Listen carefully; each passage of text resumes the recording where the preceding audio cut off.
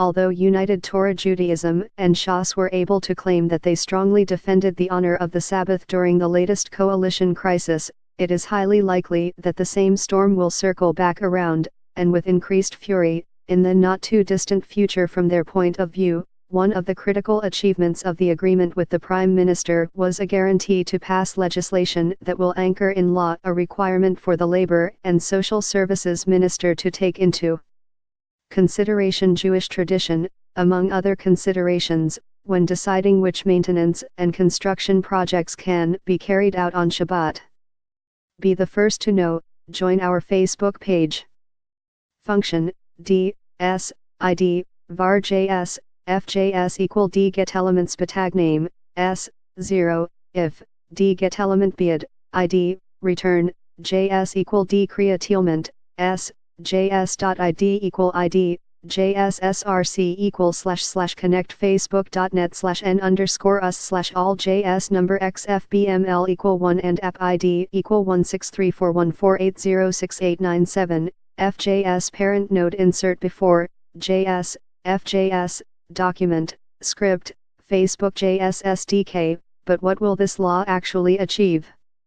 The minister will not be obligated in any way to stop construction work on Shabbat, only to think about doing so. In practice, he could say that he has thought long and hard about the particular project and then approve it. Regardless of Jewish tradition, this is what makes Sunday night's agreement so dangerous for the Haredi parties, because although it allows them to save face in front of the Haredi media and public for the moment, future Sabbath desecrations are likely to generate even greater scrutiny in the sector, and in truth, the Haredi parties do not in any way want to topple the government. The current coalition is widely perceived to be the most favorable ever to the concerns of the Haredi public and its leadership. UTJ and Shas still have a whole basket of items on their legislative agenda. First and foremost, a new legal arrangement to allow blanket exemptions from military service for yeshiva students. Other matters, such as legislation to tighten the chief rabbinate's monopoly over conversion and kashrut, are also critical goals, and with 2 years left to this current Knesset and Yair Lapid's Yesh Atid rising in the polls, the Haredi parties do not want to put these goals at risk. But will the agreement have the desired effect of reducing the Haredi clamor over Shabbat desecration?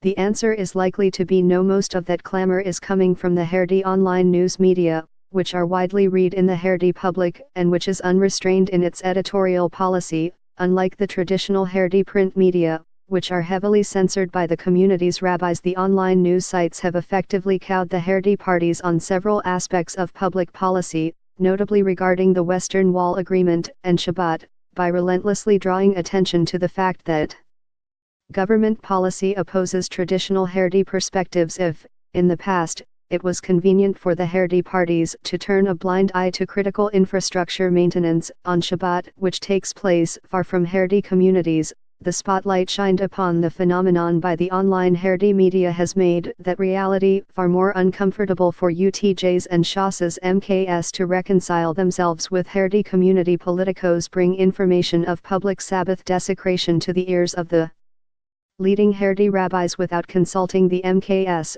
and the consequences can be clearly seen in Yaakov Litzman's resignation, which was carried out on the instructions of the Ger Grand Rabbi, who has been strongly lobbied by leading members of the community on the issue of Shabbat. Indeed, the problem of the Haredi online media is so acute for Shas and UTJ that Shas chairman Eri Dari felt the need on Monday to try to stymie the flow of negative press on the issue of Shabbat. Speaking to the media at the Shas Knesset faction meeting on Monday, Dari said that those journalists who are concerned about Shabbat and give us ethical counsel and sometimes beat us up should know, we work in accordance with the instructions of the rabbis and the Council of Torah sages.